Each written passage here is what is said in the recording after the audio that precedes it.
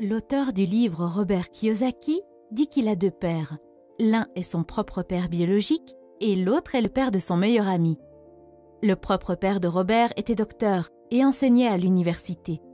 Son second père, auprès duquel Robert a appris à devenir riche, n'a même pas terminé le lycée et a tout appris par lui-même dans la pratique. Au début, ces deux pères gagnaient suffisamment, mais quand ils sont morts, l'un d'eux est mort en tant qu'homme le plus riche d'Hawaï et a laissé des millions de dollars à sa famille, et le second a laissé des dettes et des impôts impayés à sa famille. Kiyosaki dit que gagner de l'argent est une science qui ne nous est pas enseignée dans les écoles. Les écoles nous apprennent comment devenir un employé et comment construire une carrière. Et c'est pourquoi la majorité des parents enseignent des choses similaires à leurs enfants et les orientent dans la même direction, celle qui consiste à devenir un employé. Si vous venez d'une famille de classe moyenne, il est fort probable que vos parents vous ont appris comment devenir pauvre. Et ce n'est pas parce que vos parents ne vous aiment pas ou ne veulent pas que vous réussissiez. C'est simplement parce qu'ils ne sont eux-mêmes pas éduqués à ce sujet. Ils ont consommé des informations périmées et à votre naissance, ils vous ont passé les mêmes informations périmées. La pauvreté est presque comme la génétique. Elle se transmet d'une génération à l'autre. Mes parents m'ont toujours conseillé d'étudier très dur, d'obtenir un diplôme et de trouver un emploi stable. Cependant, lorsque j'ai commencé à lire des livres comme celui-ci, je me suis rendu compte que j'apprenais davantage grâce à quelques-uns de ces livres par rapport à l'ensemble de mes années universitaires. Si vous êtes également issu d'une famille de classe moyenne, n'ayant pas lu Rich Dad, Poor Dad, alors je vous recommande fortement de le lire. J'aurais souhaité que quelqu'un me le recommande quand j'avais 14 ou 15 ans. Tant de choses auraient pu être positivement différentes dans ma vie si je l'avais lu plus tôt. Dans cette vidéo, je vais vous parler des 7 idées principales du livre. La première idée concerne l'importance de l'éducation financière et la compréhension de la différence entre un actif et un passif. Comprendre cette différence est l'étape la plus importante pour devenir riche. En termes simples, l'actif est ce qui vous met de l'argent dans la poche et le passif, ce qui vous enlève de l'argent. Par exemple, si vous avez une voiture, que vous la louez et que vous gagnez de l'argent chaque mois, alors c'est un actif.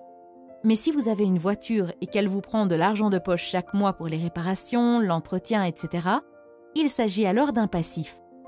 Par exemple, les actifs peuvent être des biens locatifs, des actions d'entreprise, des métaux précieux, etc. Le passif est constitué par votre maison, votre téléphone, la voiture que vous conduisez, etc. Les riches se concentrent sur l'augmentation de leurs actifs, tandis que les pauvres achètent des passifs et se concentrent sur leurs revenus. Les pauvres achètent un téléphone iPhone, les riches achètent des actions Apple qui constituent un actif et prennent de la valeur avec le temps. Mais le téléphone perd de sa valeur dès que vous le sortez du magasin. Faire pousser des actifs, c'est comme planter un arbre. Vous devez en prendre soin pendant des années, jusqu'à ce que ses racines soient assez profondes pour fournir de l'ombre et porter des fruits pour votre plaisir. Malheureusement, beaucoup de gens veulent s'enrichir rapidement sans s'informer sur l'argent. C'est comme construire un gratte-ciel avec peu ou pas de fondation. Et c'est pourquoi vous voyez des gens qui gagnent des tonnes d'argent, mais qui au bout de quelques années perdent tout. La deuxième idée est la suivante. Les riches ne travaillent pas pour l'argent, c'est leur argent qui travaille pour eux. À un très jeune âge, Robert a eu son premier partenaire en affaires, son camarade de classe Mike. Ils travaillent pour le père riche qui leur donnait des leçons sur la façon de gagner de l'argent. La première règle qu'ils ont apprise est que les riches ne travaillent pas dur pour l'argent, leur argent travaille dur pour eux.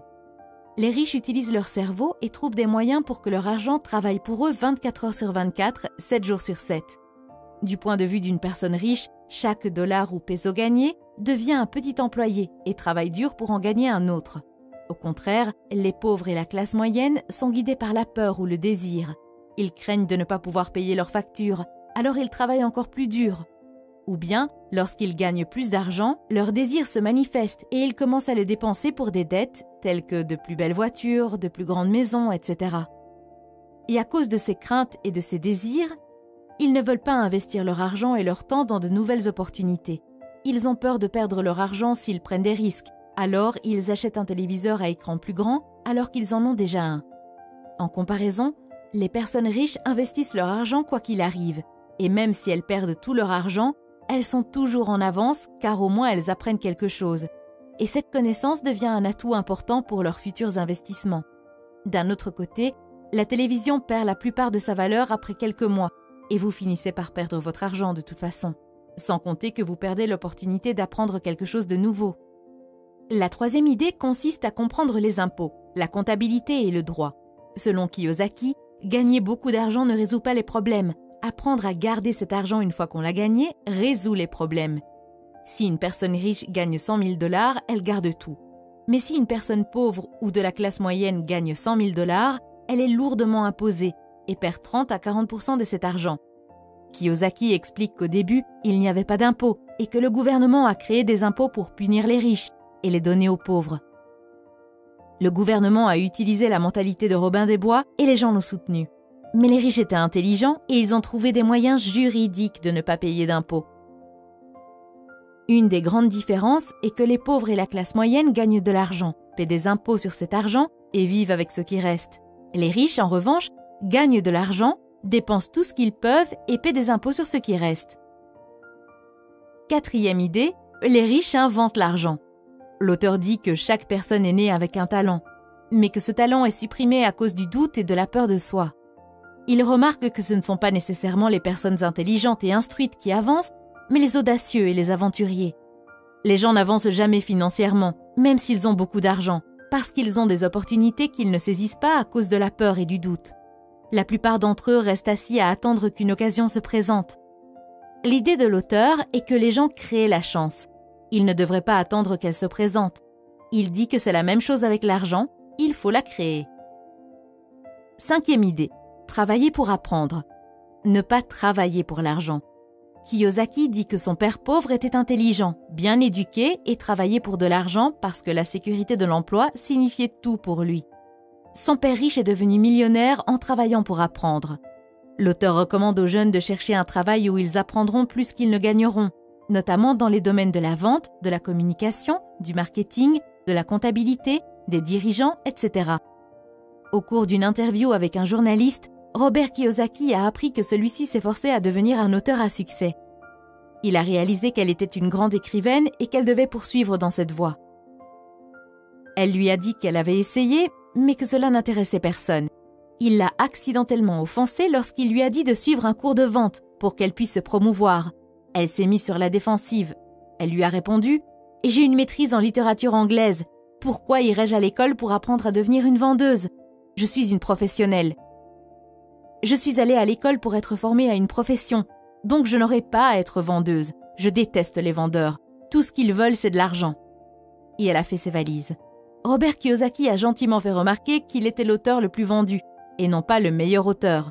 Cette déclaration n'a fait que l'exaspérer davantage, et l'interview s'est terminée sur ces mots. Le monde compte de nombreuses personnes talentueuses et prospères, médecins, avocats, dentistes, et pourtant, ils ont des difficultés financières.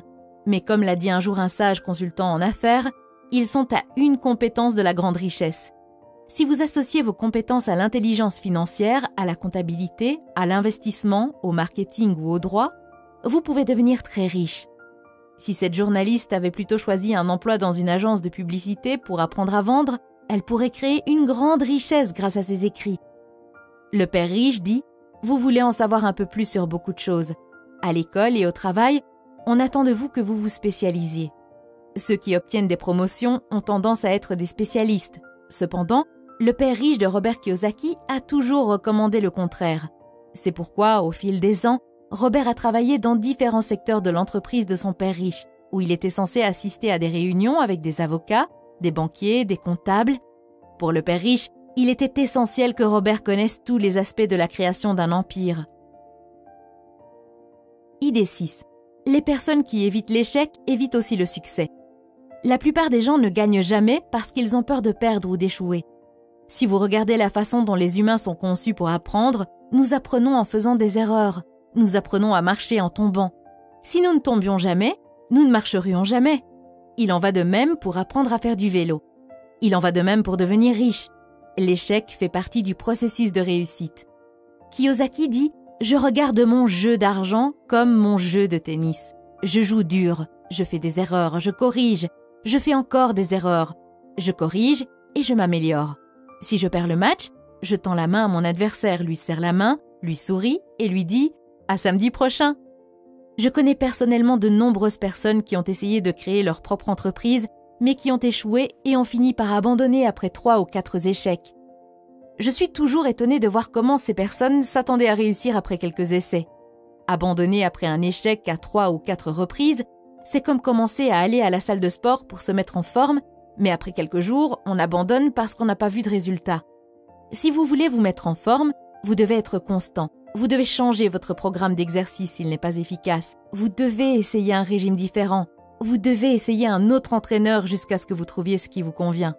Malheureusement, les gens n'appliquent pas la même mentalité lorsqu'il s'agit de se mettre en forme financièrement. Idée numéro 7. Ne vous concentrez pas sur vos revenus, mais sur vos actifs. Les riches à long terme construisent d'abord leur colonne d'actifs, et ce n'est qu'ensuite que les revenus générés par la colonne d'actifs leur permettent d'acheter leur luxe. Les pauvres et la classe moyenne achètent des produits de luxe à la sueur de leur front et avec leur sang. En d'autres termes, si une personne riche veut acheter une voiture de luxe, elle ne l'achète pas tout de suite. Il achète d'abord des actifs tels que des entreprises ou des biens immobiliers, et si ces actifs génèrent de bons revenus, il les utilise pour acheter la voiture. Il se concentre toujours d'abord sur l'actif. Si vous avez aimé la vidéo et souhaitez voir d'autres vidéos comme celle-ci, n'oubliez pas d'aimer cette vidéo et de vous abonner à la chaîne.